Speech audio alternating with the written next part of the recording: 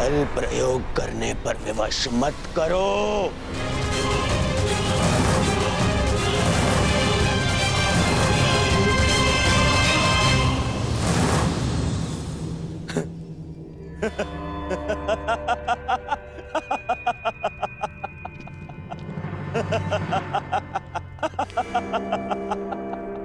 नहीं, तुम स्वयं प्रस्तुत नहीं होगे। कैसे कैसे भूल गया मैं कि कितना आनंद आता है तुम पांडवों को मुझे कष्ट देने में।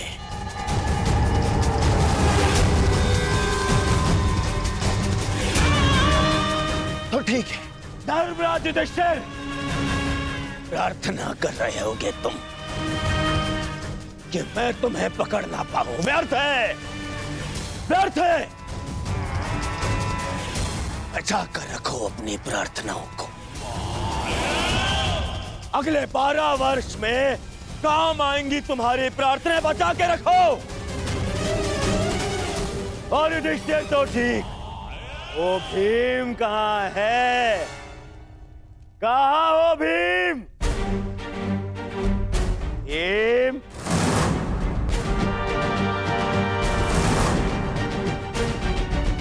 तुम्हें क्या हो गया? सदा मेरी ललकार का उत्तर देने वाला वो विक्रोधर भीम कहाँ छिपा बैठा है? हाय काकर, कहाँ छिपा बैठा है? क्या हो गया भीम? देख, एक तेरे समक्ष वही दुर्योधन है जिसने पंचाली का अस्त्र हरण करवाया था।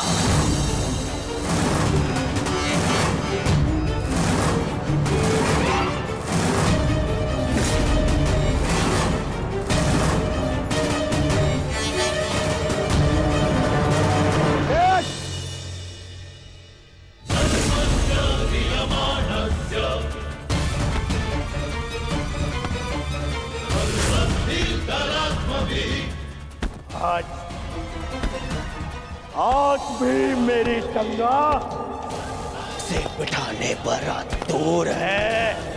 आज भी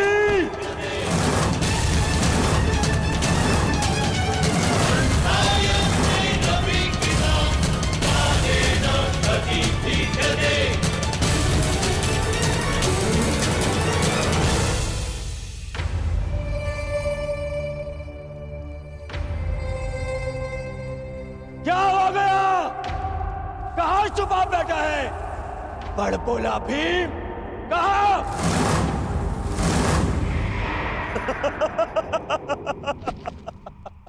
मामा श्री, लगता है वन में इस भूखे भीम ने कुछ ऐसा खा लिया है कि जिसने उसका पौरुष उससे छीन लिया। नपुंसक हो गए हैं ये सभी पांडव, नपुंसक।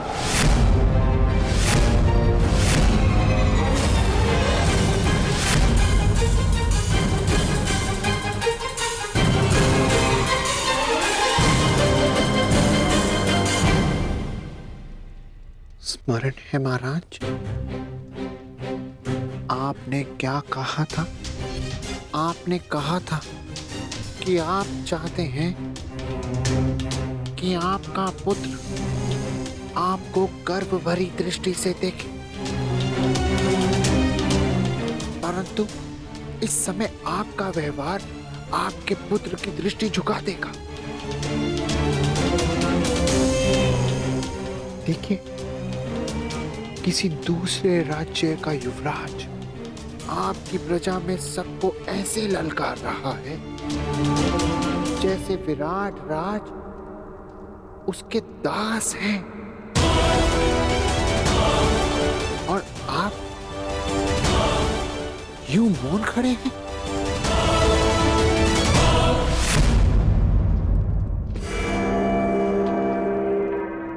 तुम नहीं हो भी, तुम भी नहीं।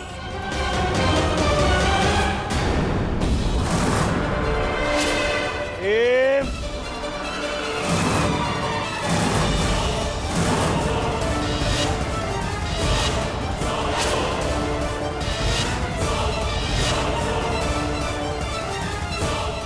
जानता हूं कि मेरे मित्र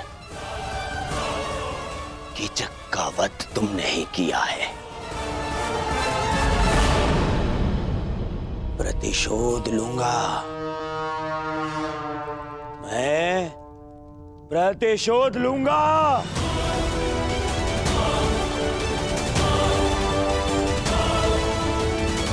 महाराज, राजा वो नहीं होता जो स्वर्ण सिंहासन पर बैठे हीरक मुकुट धारण करे। राजा वो होता है जो अपनी प्रजा के मन के सिंहासन पर बैठे मान का मुकुट धारण करे। चेत जाइए महाराज, चेत जाइए। इस समय आपका पुत्र कुमार उत्तर ही नहीं, अपितु आपकी प्रजा भी अपने राजा से साहस की आशा बांधे खड़ी है। पूरे राज्य के समक्ष आपका निरादर हो रहा है। जागिए महाराज, जागिए।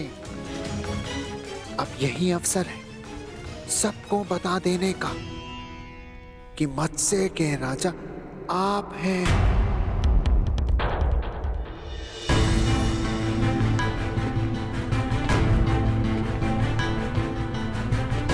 युधिष्ठिर, तुम तो पांचों पांडवों में सबसे अधिक बुद्धिमान हो। अंतिम अंतिम अवसर दे रहा हूं तुम्हें, अंतिम। पांचाली समेत पांचों भाई मेरे समक्ष आ जाओ, क्योंकि जब तक मैं तुम्हें पहचान नहीं लेता मैं यहां से किसी को जाने नहीं दूंगा। भले ही पूरी रात्रि बीत जाए, किसी को नहीं। पांचों पांडवों के समक्ष पांचाली सैरंध्री, अच्छा नाम है। दासी सैरंध्री, हस्तिनापुर युवराज के लिए मदिरा प्रस्तुत करो।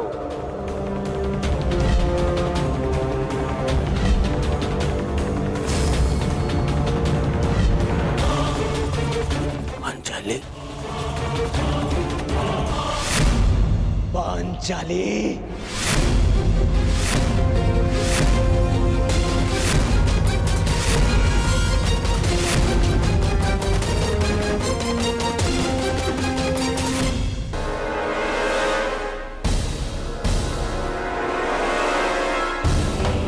मामाश्री ठीक कहते हैं, क्रोध में मैं बुद्धि से काम नहीं लेता। महाराज, आप केवल भय और संशय के दबाव में हैं। अपने भय और संशय को दूर कीजिए महाराज, दूर कीजिए और रोकिए, रोकिए इस दुर्योधन को महाराज, रोकिए।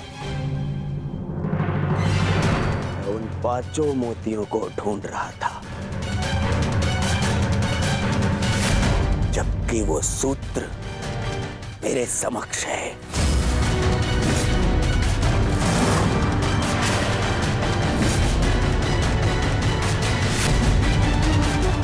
जिसने उन पांचों को एक सूत्र में बांध के रखा है।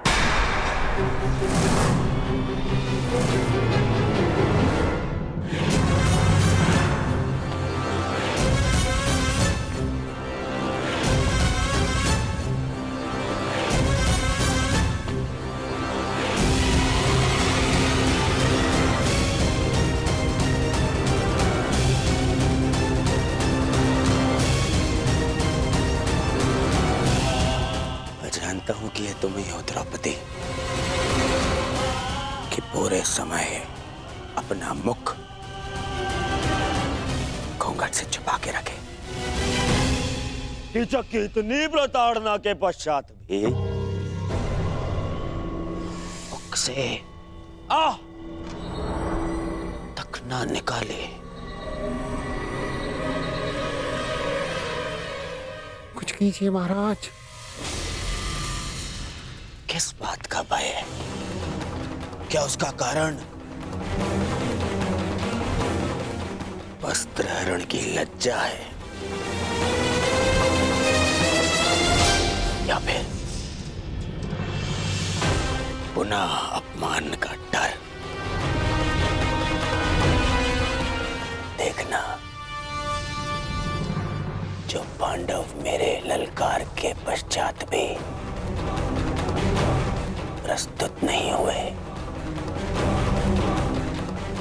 वो कैसे तुम्हारे घूंघट उठाते ही प्रस्तुत हो जाएंगे।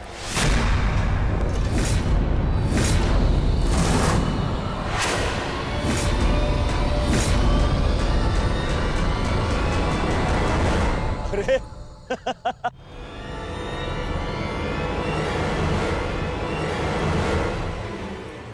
शाबाश दुर्योधन, अब होगा इन पांडवों का अज्ञातवास भंग।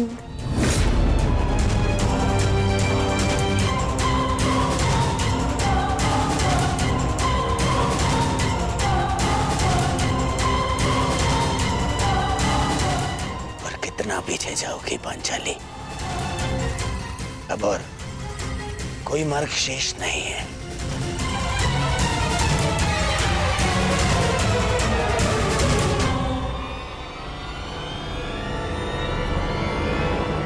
रुक जाओ कुमार दुर्योधन।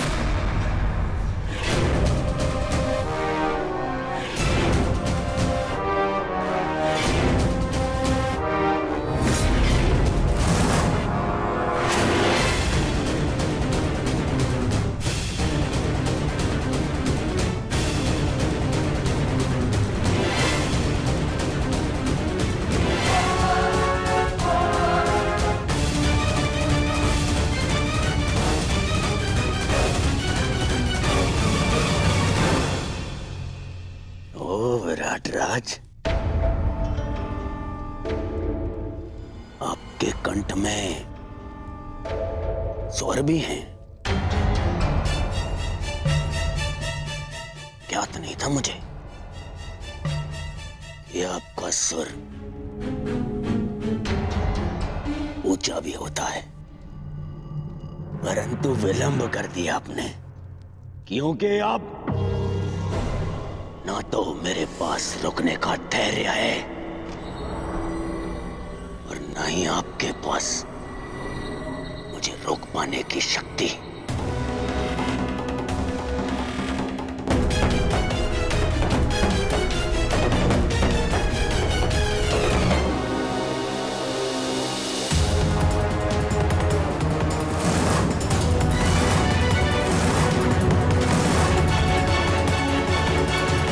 मैं सावधान करता हूं कुमार दुर्योधन।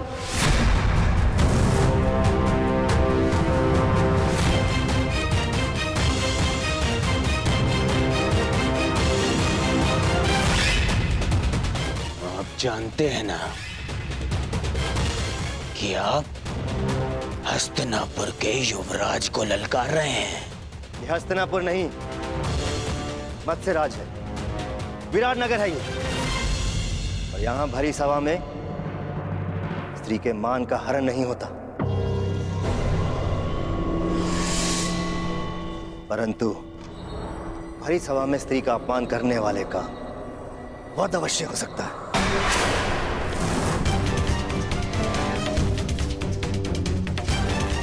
मेरी प्रजा तुम्हारी दास नहीं, तुम्हारा उन पर कोई अधिकार नहीं। सैरंध्री को छूने का प्रयास भी मत करना।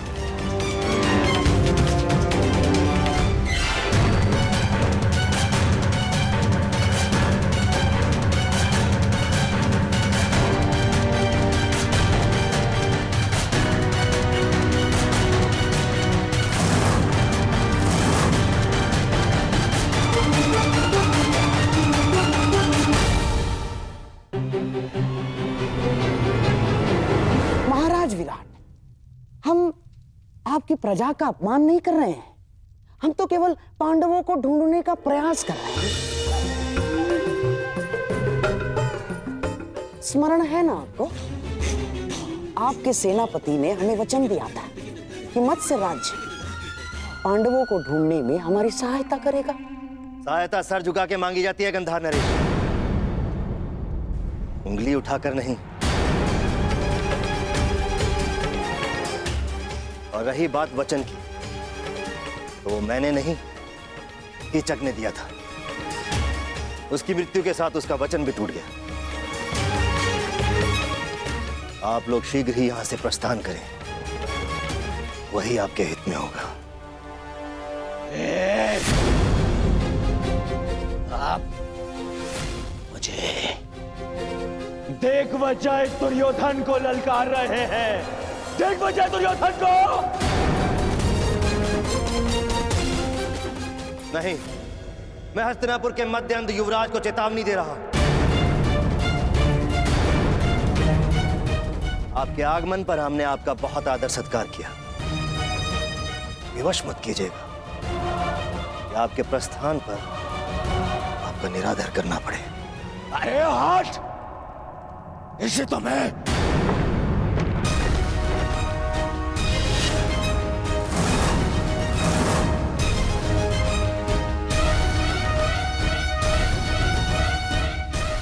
एक पग भी और आगे बढ़ाया तो मेरे सैनिक प्रहार करने के लिए स्वतंत्र होंगे।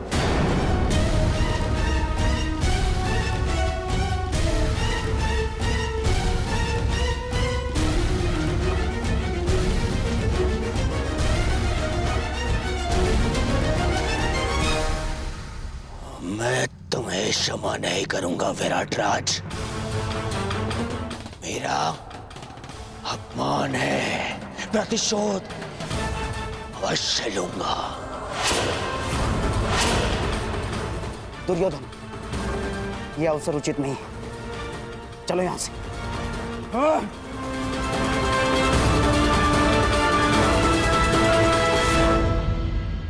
इस विराट राज्य की कृपा से कब तक बच पाओगे नपुंसक पांडवों?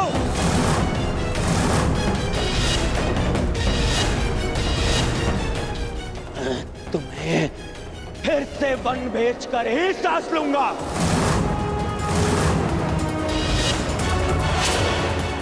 और तुम पांचाली, तुम्हारा दर्प एक बार फिर तोड़ेगा यह दुर्योधन।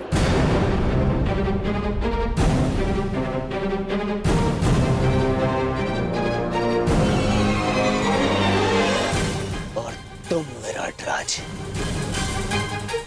तुमने तो मत्स्य के विनाश को ललकारा है।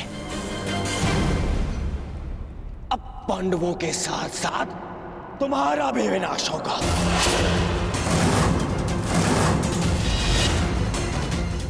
मेरे प्रतिशोध की अग्नि से तुम्हारे राज्य का हर एक घर राख हो जाएगा।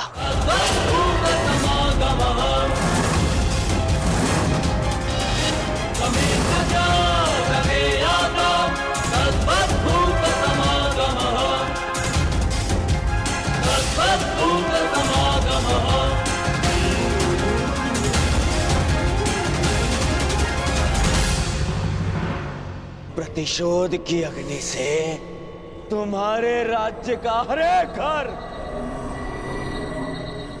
राख हो जाएगा।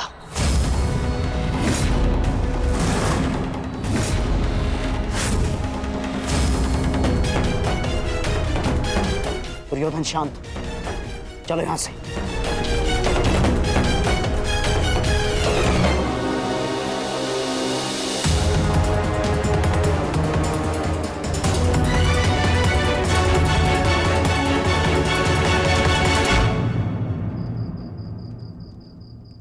प्रणिपात महाराज। महारानी का स्वास्थ्य अब कैसा है? भाई खोने की पीड़ा है कंक, जाते जाते ही जाएगी। अभी अपने कक्ष में विश्राम कर रही है। यदि कोई आवश्यकता पड़े तो स्मरण कर लीजिएगा महाराज। सबसे अधिक आवश्यकता के समय तुम सहायता कर चुके हो कंक।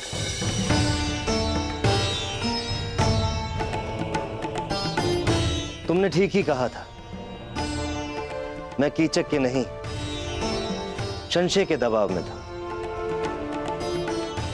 एक राजा और एक पिता को उसका कर्तव्य स्मरण कराने के लिए धन्यवाद कंक। मुझे मेरा खोया हुआ आत्मविश्वास लौटाने के लिए धन्यवाद। क्षमा कीजिएगा महाराज। समय सावधान रहने का है।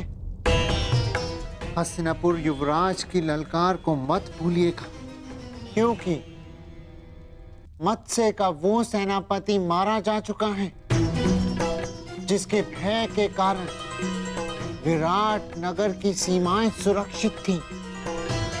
कुरु सेना किसी भी क्षण आक्रमण कर सकती है महाराज, किसी भी क्षण।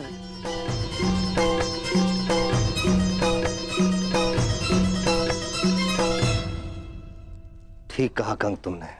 सच में संकट की घड़ी आ गई है। मैं आसक्त हूं और कुमार उत्तर तो अभी स्वयं बालक है। इस संकट की घड़ी में तुम्हें कोई मार्ग दिखाओ।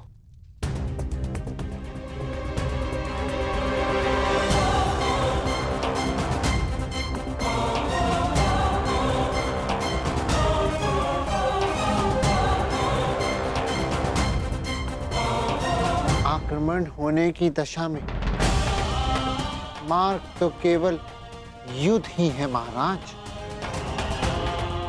परंतु मैं आपको वचन देता कि जिस मत्स्य भूमि का हमने अन्न खाया है उसे नाश नहीं होने देंगे महाराज। नाश नहीं, सर्वनाश चाहिए मुझे। सर्वनाश। उस मत्स्य राज्य का सर्वनाश चाहिए मुझे। उसने मेरा, दुर्योधन का अपमान किया है। दुर्योधन का।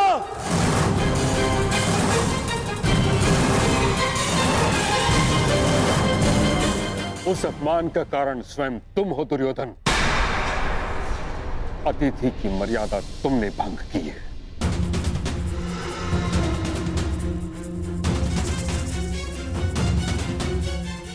मैं कुछ भंग करना चाहता था तो वो केवल उन पांडवों का अज्ञातवास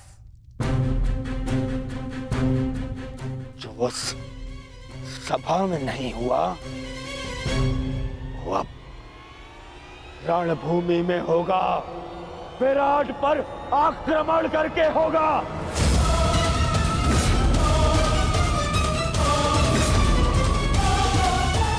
मूर्खता से पूर्ण प्रलाप बंद करो दुर्योधन। केवल इस कारण कि तुम्हें संदेह है कि पांडव वहां थे, हम आक्रमण नहीं कर सकते। नहीं, संदेह नहीं, पूर्ण विश्वास है मुझे। वो सैरंद्री ही पांचाली थी।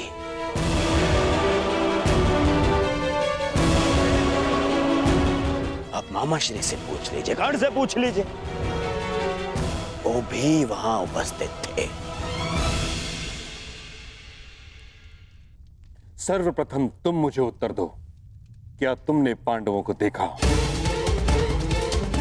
क्या तुमने पांचाली को देखा?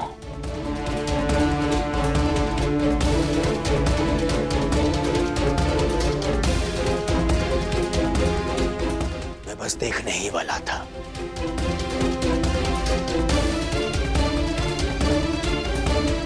ठीक, नहीं देख पाया, परंतु उसका अर्थ ये नहीं कि वो वहां नहीं है। तो अभी बताइए पिताश्री, कीचक जैसे शक्तिशाली का वध और कौन कर सकता है? उसका वध ही इस बात का साक्ष्य है कि भीम वहां उपस्थित था।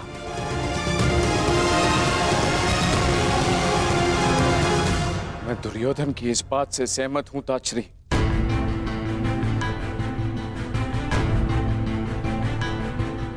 महाराज, कड़ी धूप में हमें आभास होता है कि दूर कहीं जल है, परंतु पास जाने पर ज्ञात होता है कि वह हमारा भ्रम था। वह मृग तृष्णा थी। दुर्योधन भी मृग तृष्णा का रोगी है।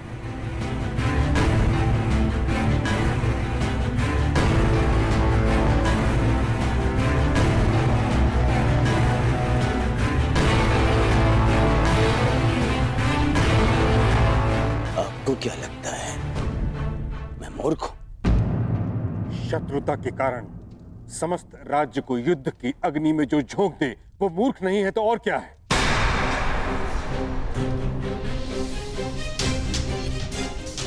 कितनी बार तुम्हें समझाने का प्रयास किया है परंतु तुम समझने को तैयार ही नहीं हो।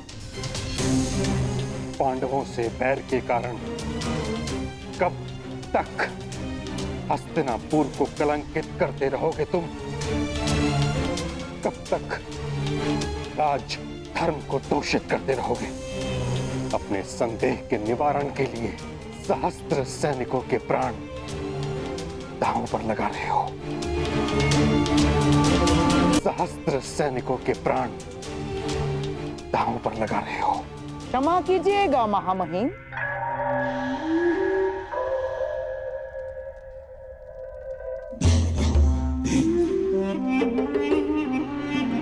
परंतु मनुष्य के निर्णय लेने के पीछे केवल दो ही तो कारण होते हैं, एक विश्वास और दूसरा संदेह। आपको संदेह था महाराज धृतराष्ट्र की योग्यता पर, इसीलिए आपने महाराज धृतराष्ट्र के भाई महाराज पांडु को राजा बना दिया।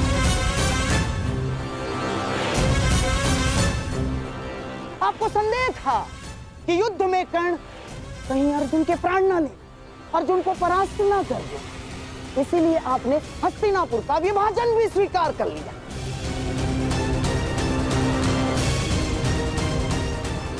आपको संदेह था कि द्यूत सभा में आपके प्यारे पांडवों के साथ कोई छल ना हो जाए, इसीलिए आपने नियम बनाए। और इस समय भी आपको संदेह ही है कि कहीं मेरा प्यारा दुर्योधन आपके प्रिय पांडवों को खोज ना ले और फिर से उन्हें वनवास ना जाना पड़े। महामहिम, बस करिए गंधार राज।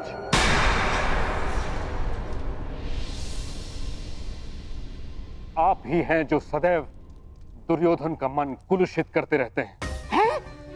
कभी समझाया है आपने इसे कि एक सैनिक जब मृत्यु को प्राप्त हो जाता है तो कैसे उसका परिवार धीरे धीरे वर्षों तक मरता रहता है?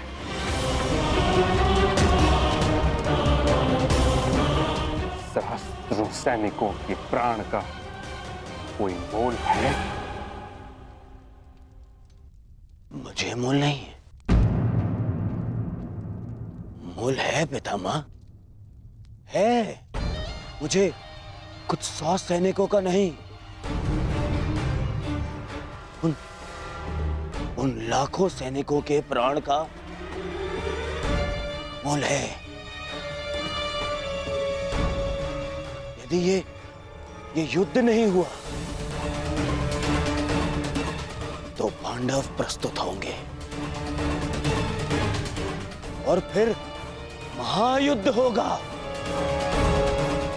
ऐसा महायुद्ध जिसमें लाखों सैनिक अपने प्राण गंवाएंगे, फिर लाखों परिवार थोड़ा थोड़ा करके हर दिन मरते रहेंगे।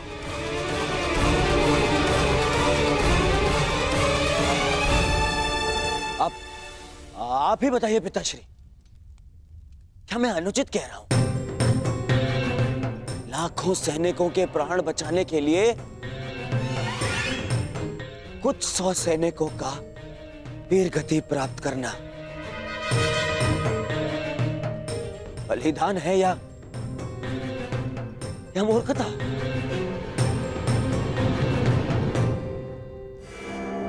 मैं तो कहता हूं कि विराट पर आक्रमण करके पांडवों का अज्ञातवास भंग करना ही नीति है।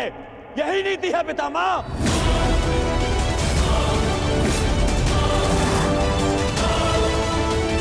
पुत्र दुर्योधन, विचार करो, पांडव तुम्हारे साथ कैसे युद्ध करेंगे? द्वारका सहित आधा भारत तुम्हारी संधि में है और शेष पर तुम दिग्विजय प्राप्त कर चुके हो।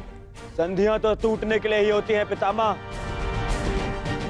पांडवों के वो मित्र जिन्होंने मेरे भाई से मुझसे संदेह की है, वही उनके सामने आते ही मुझसे संधि तोड़ देंगे।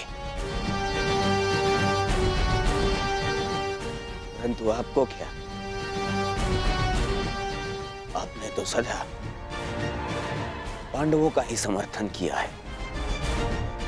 आज भी जब मैं उन पांडवों से हस्तिनापुर की सुरक्षा का प्रयास कर रहा हूं, आज भी आप उन्हीं का समर्थन कर रहे हैं।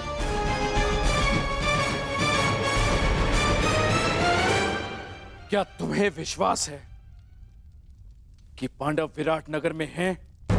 उतना ही जितना इस बात पर है कि आप हस्तिनापुर के राजा हैं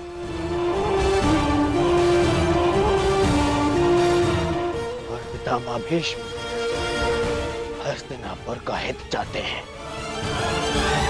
पिताश्री, यदि पांडवों का अज्ञातवास पूर्ण हो गया तो वो अवश्य युद्ध करेंगे।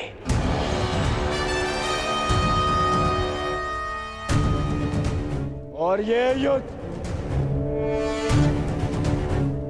महायुद्ध होगा।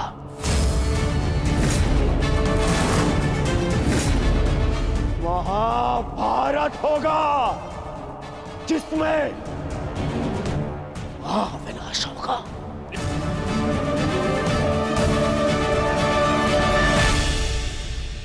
नहीं,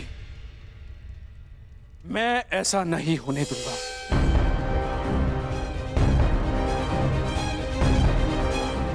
यदि विराट पर हमला करने से ये महायुद्ध, ये महाविनाश टल सकता है, तो मुझे पुत्र दुर्योधन का ये प्रस्ताव स्वीकार है।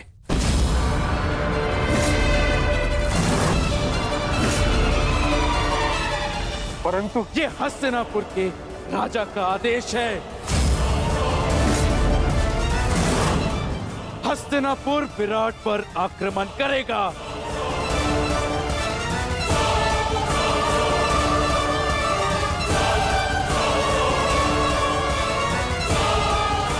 युद्ध की तैयारी हो।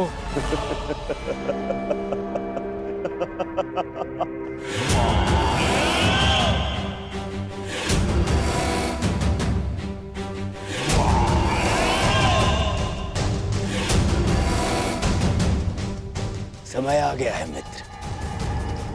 अर्जुन से तुम्हारा अधूरा द्वंद्व अब पूर्ण होगा।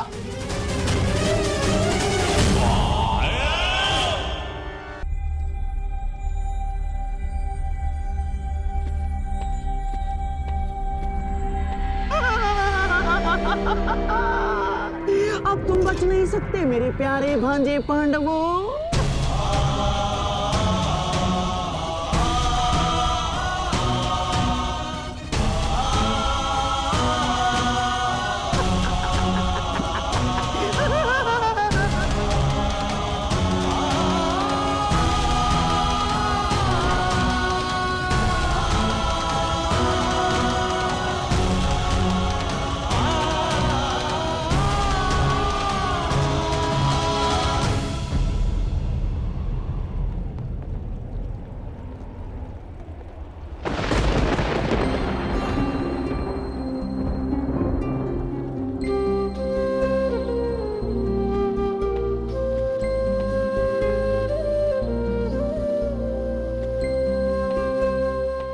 बात माताश्री,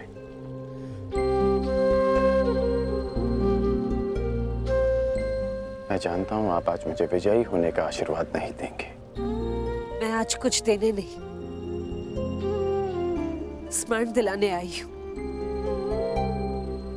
तुम्हें ज्ञात होगा कि मेरे पुत्र और पुत्रवधू के साथ छल हुआ है। जो इंद्रप्रस्थ के सम्राट थे, वो पिछले 12 वर्ष से वन में भटक रहे।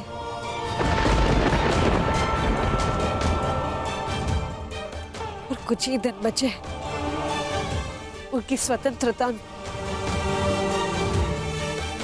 और उनके साथ फिर से छल होने जा रहा है। हस्तिनापुर से इतनी बड़ी सेना उनकी वृत्त प्रयाण कर रही है। उनकी आत्मा रक्षा के लिए उनके पास एक भी सैनिक नहीं।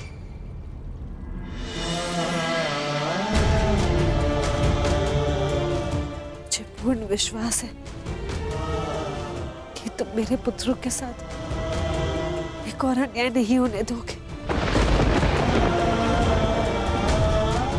मैं तुम्हें स्मरण दिलाने आई हूँ कि माताश्री,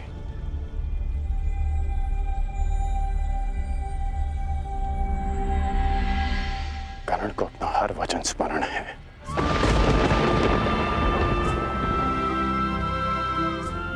मैंने युवराज दुर्योधन के लिए शस्त्र उठाने का वचन दिया है,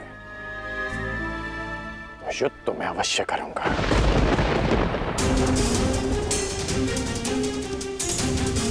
परंतु मैंने एक और वचन दिया है कि आपके पुत्र अज्ञातवास पूरा करेंगे, और ये वचन भी मैं अवश्य पूरा करूंगा।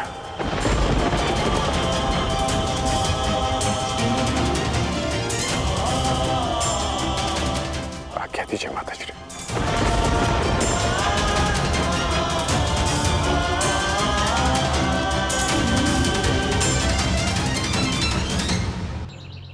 मत्स्य में आज एक नया सूर्य उदय हुआ है। मत्स्य का राजा मैं पहले भी था, परंतु स्वतंत्रता का आभास नहीं होता था मुझे। आज वर्षों के पश्चात यहाँ की वायु में स्वतंत्रता अनुभव कर रहा हूं मैं। अनुभव हो रहा है कि मेरे पास भी शक्ति है। अब मुझे हस्तिनापुर से युद्ध होने का कोई भय नहीं। जिसके पास तुम्हारे जैसा हितैषी हो उसे कैसा भय कंक। तुम्हारे प्रोत्साहन से आज फिर से मैं स्वयं को एक शक्तिशाली राजा अनुभव कर रहा हूं। महाराज, मनुष्य को शक्ति आत्मविश्वास से मिलती है। यदि आत्मविश्वास है तो मनुष्य स्वयं की और अपनों की रक्षा कर सकता है।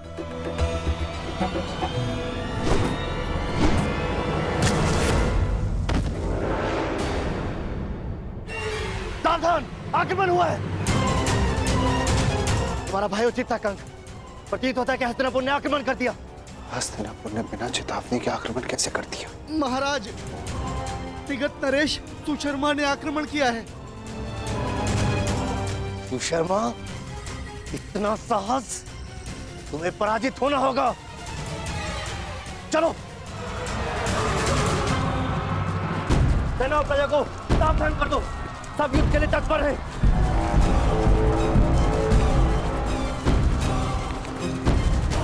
ये जानते हुए भी कि मत्स्य दुर्योधन का मित्र राज्य है, सुशर्मा ने आक्रमण का साहस किया। ये तब तक संभव नहीं जब तक उसे किसी बड़ी शक्ति का समर्थन प्राप्त न हो। इसका अर्थ ये सब दुर्योधन ने करवाया।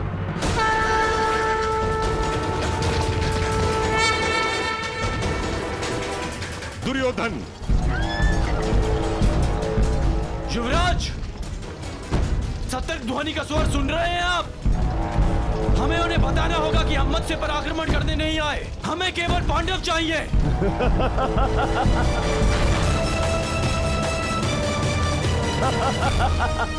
मित्र, उनका सतर्क होना स्वाभाविक है, क्योंकि विराट पर आक्रमण हो चुका है।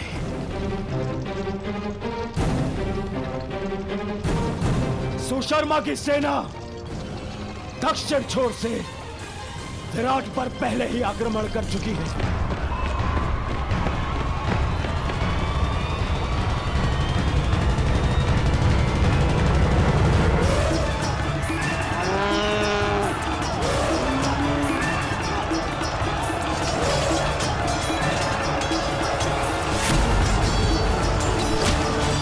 इस योजना के विषय में हमें बताना तुमने उचित नहीं समझा दुर्योधन।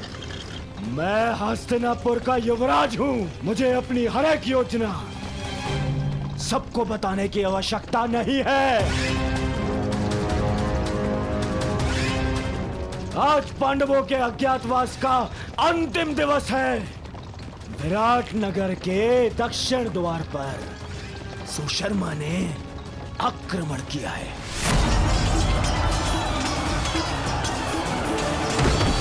उनका सारा ध्यान विराट के दक्षिण द्वार पर होगा और हम उत्तर दिशा से आक्रमण करके पांडवों को वहीं घेर लेंगे।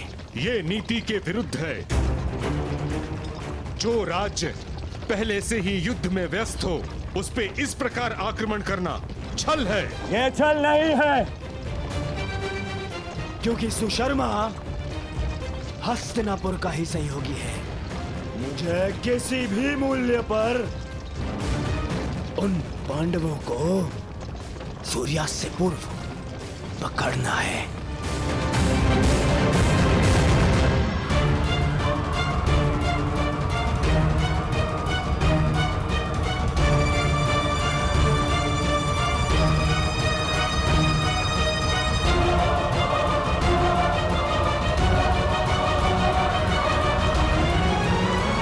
दक्षिण द्वार पर आक्रमण की सूचना सुनते ही वो पांडव उत्तर दिशा से निकलने का प्रयास करेंगे। उत्तर द्वार उस दिशा में चले। परंतु उन्हें इस बात का भान तक नहीं होगा कि उनका अज्ञातवास भंग करने के लिए हम वहां पहले से ही उपस्थित होंगे। पहले से ही।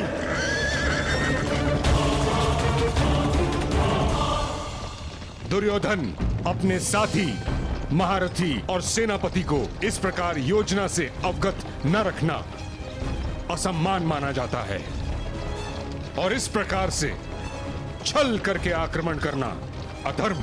मैं आपको साथ केवल इसलिए लाया हूं पितामह, ताकि आप सब इस बात के साक्षी हो सके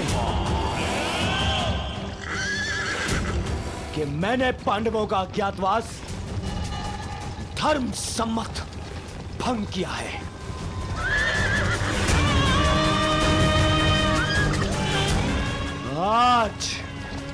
आज वो पांडव यहां से यहीं से वन में जाएंगे अगले 12 वर्ष के वनवास के लिए। चलो साथी, गति बढ़ाओ, आगे बढ़ो। मामा श्री, आपको अपनी योजना पर विश्वास है ना? मुझे पूर्ण विश्वास है दुर्योधन। पांडव विराट नगर से बाहर निकलने के लिए उत्तरी द्वार का ही प्रयोग करेंगे। देख लेना तुम।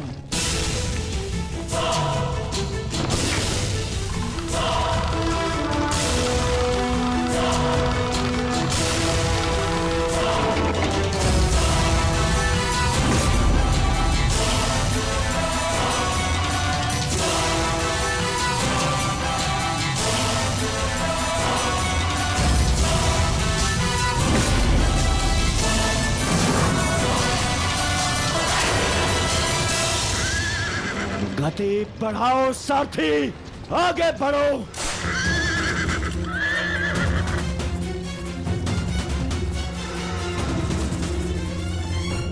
बस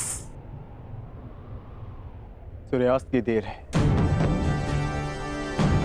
उसके पश्चात हमारा अज्ञातवास संपन्न।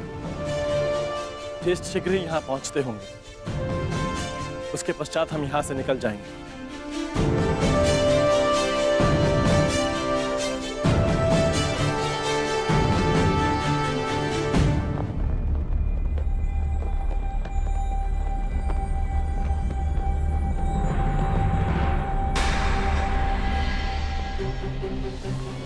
मत्स्य ध्वज को हटाया जा रहा है। हमें शीघ्र ही यहाँ से प्रस्थान करना होगा। नहीं,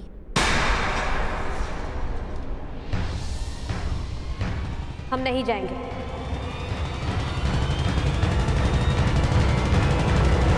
क्यों? क्योंकि जब हमें 1 वर्ष का अज्ञातवास बिताने के लिए स्थान की आवश्यकता थी, हमने यहाँ पर शरण ली, यहाँ का अन्न खाया है हमने। और आज जब विराट नगर को हमारी सहायता की आवश्यकता है, तो क्या यहाँ से जाना उचित होगा? ये क्या कह रही हो पांचाली? वही जो सत्य है और वही जो मैं तुम सबसे कहना चाहता हूं। यदि विराट नगर में हमें छिपने का स्थान नहीं मिलता तो अब तक हम सब पकड़े जाते और फिर से वनवास काट रहे होते। ये समय विराट राज का ऋण चुकाने का। परंतु ज्येष्ठ, उन्होंने हमें पहचान कर सहायता नहीं की थी, उन्होंने हमें काम पर रखा। तो इस नाते वो हमारे स्वामी हुए और बिना उन्हें सूचित किए हमारा यहां से जाना भी अधर्म है। धर्म? इसी धर्म के कारण हमें द्यूत में हार मिली। इसी धर्म के कारण आपने फिर से द्यूत खेला। परंतु अब नहीं ज्येष्ठ, केवल एक बार हमारी बात मान लीजिए। पांचाली के खुले काले केशों को देखिए, उस प्रतिज्ञा का स्मरण कीजिए जो हम सबने मिलकर ली थी। अज्ञातवास पूर्ण होने के पश्चात हम विराट नगर को फिर से मुक्त करा लेंगे ज्येष्ठ। परंतु उस कलंक से स्वयं को कैसे मुक्त करेंगे आर्य, कि अपने सहायक को संकट की घड़ी में अकेला छोड़ाए हम? यदि जाना है तो जाकर एक बार विराट राज से कह देते। उनको बताना पड़ेगा कि हम पांडव, वीर पांडु पुत्र कायरों की भांति जा रहे हैं।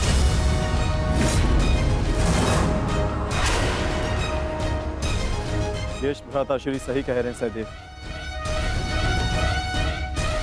यही समय है, अपने शस्त्रों पर आई धूल हटा ली जाए।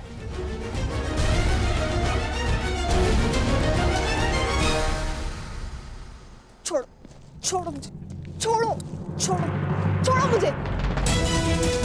मैं यहाँ से नहीं जाऊंगी। अपने पिता, अपने नगर को छोड़ के मैं नहीं जाऊंगी। परंतु महाराज को बंधक बना लिया गया है और मेरा कर्तव्य है आपको सुरक्षित स्थान पर पहुंचाना राजकुमारी जी। और मेरा कर्तव्य अपनी जन्मभूमि, अपने नगर की रक्षा करना है। हाँ, मैं भी अपने स्वामी को छोड़कर कहीं नहीं जाऊंगी। चाहे सुशर्मा की सेना हमें बंदी क्यों ना बना ले। परंतु हम महारानी हैं, हमारे आदेश की अवहेलना नहीं होगी। देखा सहदेव,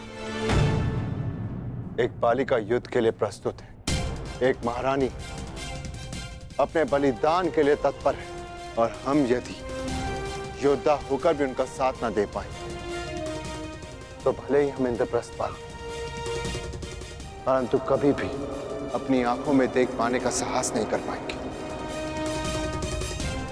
आप उचित कहते हैं ज्येष्ठ। अब चाहे 12 वर्ष वनवास में और क्यों न रहना पड़े, हम यहां से नहीं जाएंगे।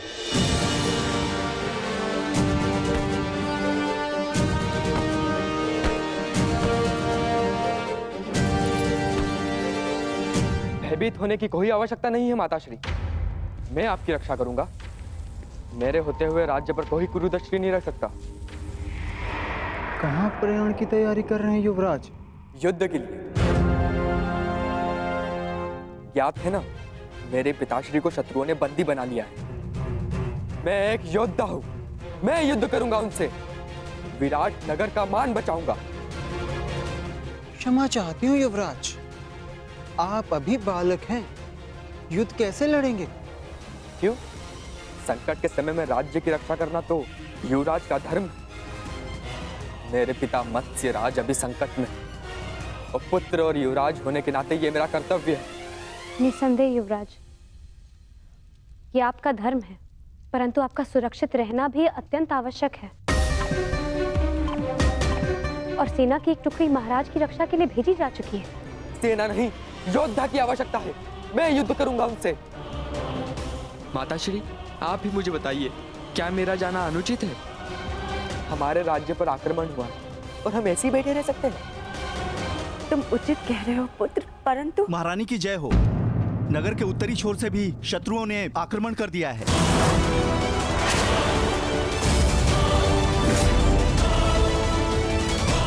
सुशर्मा ने तो दक्षिण दिशा से आक्रमण किया था, उत्तर से किसने आक्रमण कर दिया?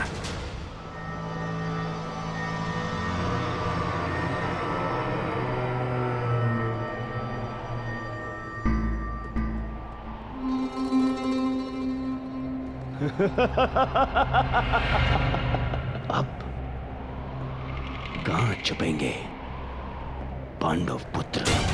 आज होगा पांडवों का अज्ञातवास भंग।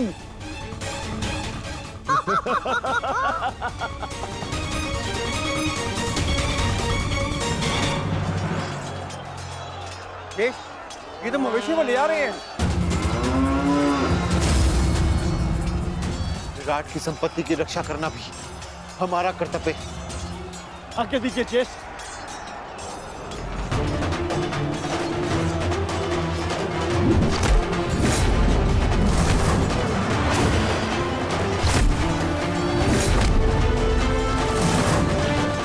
मुझे विश्वास है नकुल और सहदेव इस ओर संभाल लेंगे। हमें शीघ्र ही विराट राज को खोजकर उन्हें मुक्त कराना होगा। भीम, वो रे विराट राज, शीघ्रता करो।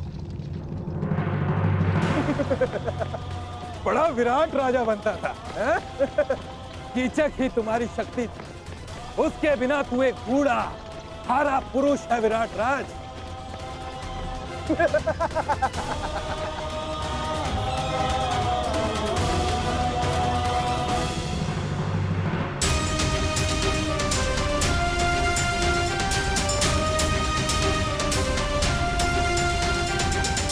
उत्तर ने अपने पिता को इस अवस्था में नहीं देखा।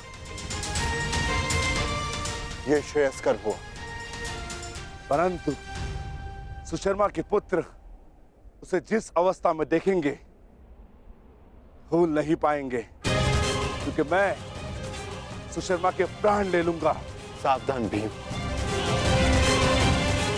संभल कर प्रहार करना। तुम्हारी शक्ति से तुम्हारी पहचान हो सकती है। संभल कर।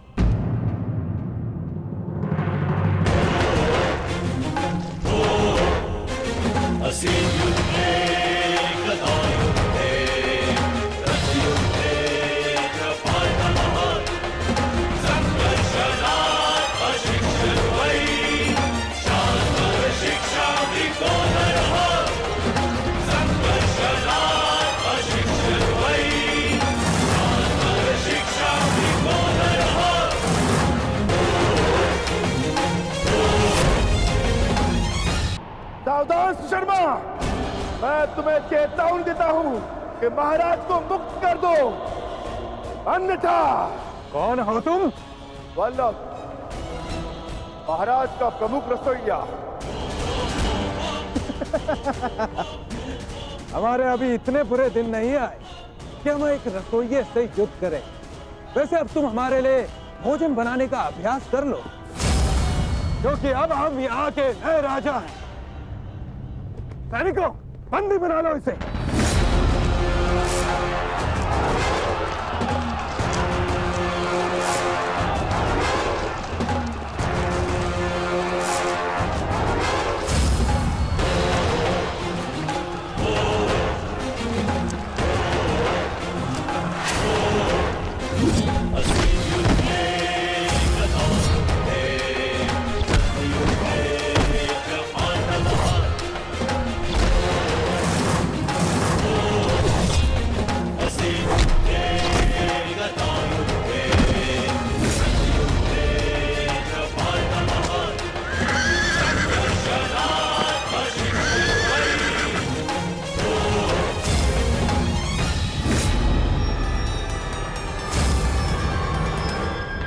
हे ईश्वर, दुर्योधन, महाबली भीष्म और अंगराज कर्ण जैसे महारथियों का सामना कैसे करेगी हमारी सेना?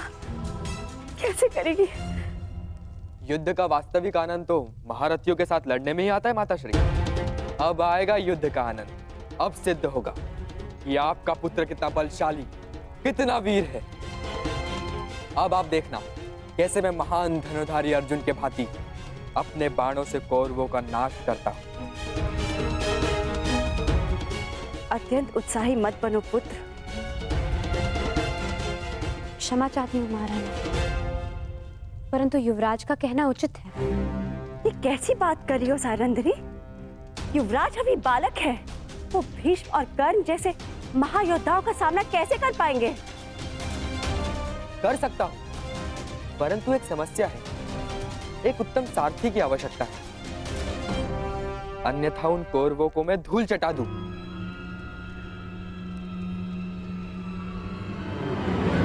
प्रतीक्षा किस बात की युवराज? आगे बढ़िए। क्या? मैं बताती हूँ महारानी। बृहनला कुमार की सारथी बनकर जाएगी। क्या? बृहनला एक किन्नर मेरी सारथी बनेगी? अरे ये नृत्यशाला नहीं, युद्ध भूमि है, युद्ध भूमि। वीणा की तार और अश्वों की रास में बहुत अंतर होता है। वहां मृत्यु तांडव करती है। सैरंद्री, तुम इतना मूर्खतापूर्ण सुझाव कैसे दे सकती हो? कुमार, आपने महान धनुर्धर अर्जुन का नाम लिया, इसी कारणवश मैंने बृहनला को आपकी सारथी बनाने का सुझाव दिया, क्योंकि एक समय पर बृहनला अर्जुन की सारथी रह चुकी। क्या? ये अर्जुन की सारथी? विश्वास नहीं होता।